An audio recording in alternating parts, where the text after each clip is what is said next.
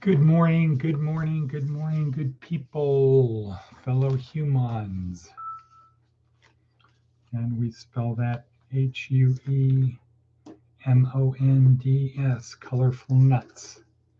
And I would say that's a good way to think of ourselves, not take ourselves too seriously.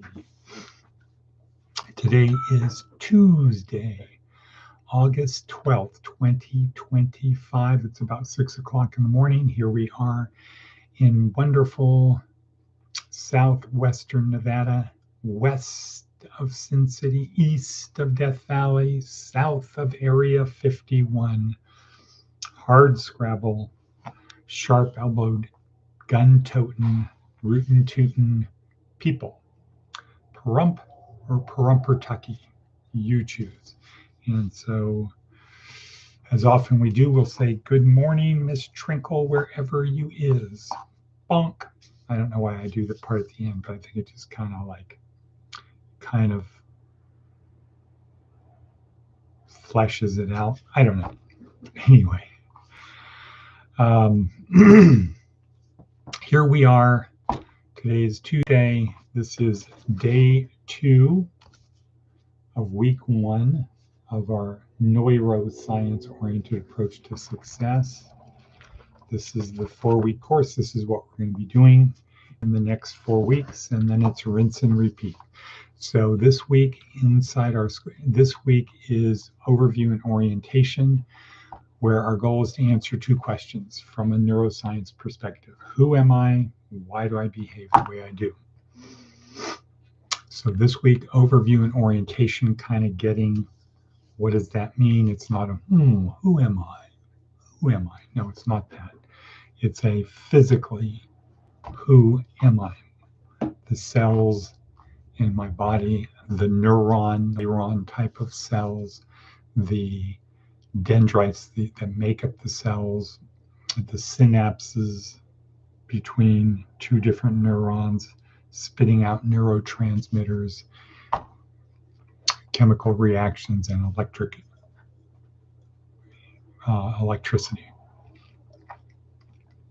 So yeah, pretty complex. Worth something to know. And then taking all of that and figuring out how 100 trillion cells in my body, none of them know who I am and none of them care who I am, how they come together to help me be me. And who is me? Right. That's the purpose of this. And the goal is, if I understand who I am, then I can dial in who I need to be right now. And if I dial in who I need to be right now, better consequences will come. And this, of course, is all based upon the premise that we have a soul that continues after death. So let's, for a second, ponder that question. What happens after we die? That was a question talking to Lucas Miles from TPUSA, head of the faith group for TPUSA. Said he spends time in places just asking people, what do you think happens after you die? What do you think happens? And of course, he's trying to figure out how Christian they are. Oh, I'm a Christian. I believe Jesus. Okay, well, what do you know about Jesus? And it falls apart. But for our purposes here, what do you think happens after you die? And there's 2 fundamental things. One is nothing. We're just atoms in the void. We're just a collection of atoms came together. This happened, that, poof, we have consciousness. The other answer is something. We're not just atoms in the void. And here we choose to believe, based upon the preponderance of the evidence, that we have a soul that continues after death, and it continues on the trajectory we were on. So Mother Teresa and Hitler are not going in the same direction. Otherwise, that would kind of be pointless, right? Doesn't matter what you did here, you're all going to be in the same place soon. Right. No, not right. So Thus, our purpose is to help people and on their journey as they experience this life to get the most out of it. And we focus in that from four perspectives: the physical, fitness and health, body, being able to actually locomote in the world to do things, prestidigitation, right? Prestidigitation to we have this marvelous body, unlike any other body on Earth, any other organism's body. We have a brain that is the most complex thing in the universe, other than the universe. We don't understand how it works. We're getting there. But it could be like Copernicus, where when you're going from the Bible view of the universe, they got to be about 95%, 99% right, figuring out the orbits of planets and things like that, with the Earth in the center of the solar system, the planets revolving around Earth and the sun revolving around Earth. They got maybe 95% of the way there, and they couldn't get those last calculations to make sense looking out at Mars. If Mars goes around the Earth, it looks like it goes backwards for a period of time and then forward again. It got very close, and they thought, yeah, only the smartest of us get it. The smart ones get it. And then Copernicus comes along and says, no, the sun is at the center of the solar system, not the Earth.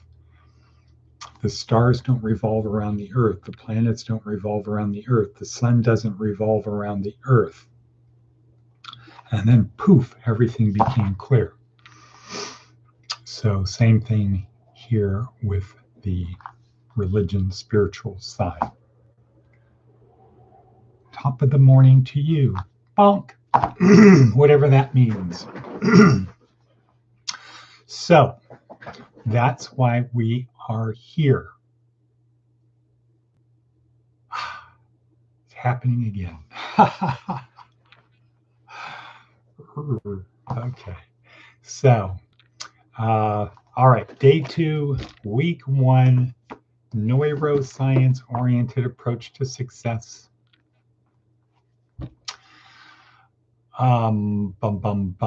Yes. IQ. Today we're going to talk about IQ, but before we do that, let's look at the advice from an 80-year-old. Advice from an 80-year-old. Choose your life's mate carefully. From this one decision will come 90% of all of the happiness or misery. I think that's especially poignant today. I've already done that. Unfortunately, she doesn't know, but that's okay for now, because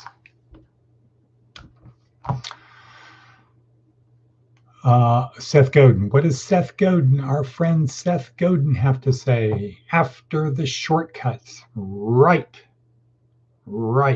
That's what we do. I used to have a sign in here that, stop chasing shortcuts. From Seth Godin. After the shortcuts, the initial adoption of new technology follows a regular pattern, blah, blah, blah, blah, blah. Time is racing. We've got to get to the job site where we have 13 people showing up today. So time is racing on that.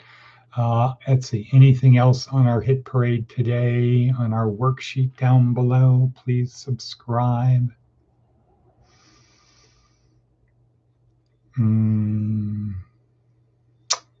Oops.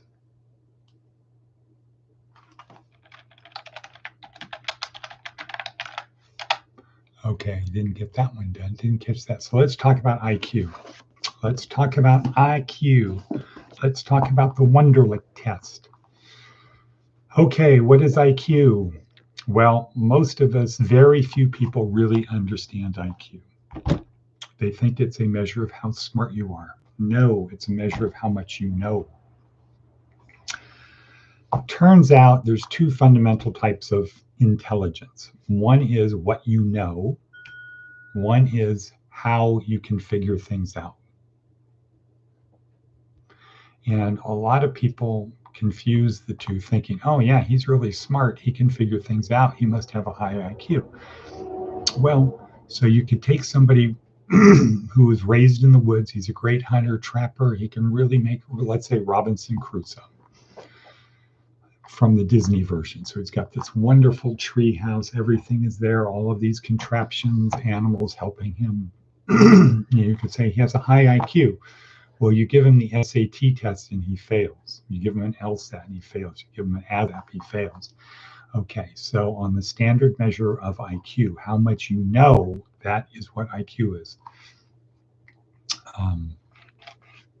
Crystallized IQ, what you know. The tests measure what you know. And the basic idea is if you want to get into Stanford, this is what you need to know. You need to know this much stuff because you can't make it through. Whereas if you want to get into College of Southern Nevada, CSN, you need to know a lot less. So you can do much worse on the SAT than if you want to get into Stanford. Crystallized IQ, what you know. And so we find a lot of people out there who are brainiacs, but they can't really make it through life. They're just bumbling. He knows everything. Okay. And then there's fluid IQ, the ability to process information, to figure things out, to take this vast, all of this stuff coming into our brain and organize it so we can remember. Fluid IQ. So it turns out that the people with the higher IQ do better. Overall, turns out they do better. People with higher IQ. Okay, so that's not the question is why? Why do they do better, especially if they're conscientious, like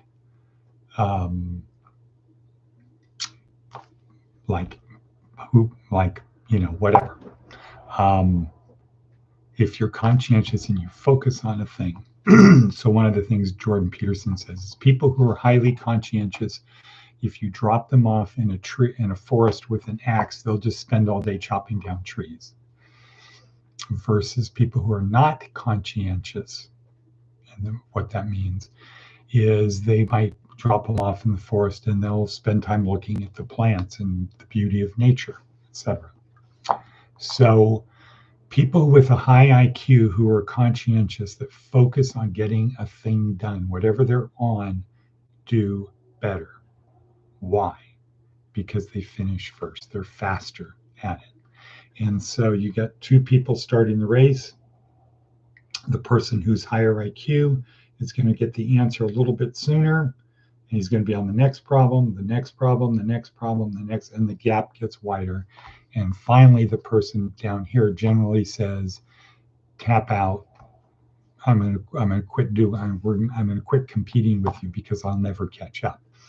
And so if you apply that idea to people like Elon Musk, Jeff Bezos, Bill Gates, the 1,000 other people from Silicon Valley that Silicon Valley attracts, versus Pergram Pertucky, those people that it attracts, they make things happen. Right. They make things happen because they figure it out first. And then the other people who don't figure it out first, they go to do other things. Like, I just want to go to a place where I can retire and relax. I'm done with the rat race. Why? Because they were never winning the rat race. They were trudging along, stopping when they could because it's tired. Not the tortoise and the hare. These are the people that are like the tortoise that acted like a hare, meaning I want to enjoy my life as I go. Versus a different view. Okay, so we're at 14 in. I have to get to the place where we have the people, the list of people who are now working. And I wish I had Trinkle Toes helping me on this project. Madness or Jesus healed the deaf, the dumb, the blind. Feeble-mindedness is the worst kind of blindness. Okay, I'm glad that you're here. Matt, you should be on your way to work. Hopefully you have a ride. That's good that you're here, though. I will be leaving. I will see you there. And I am. Good. Boom. Success. That's one. And a top of the morning to you too. Made my day. Bonk, bonk. You can't really see that. I'll go bonk, bonk like that. Hoping to hear from you soon.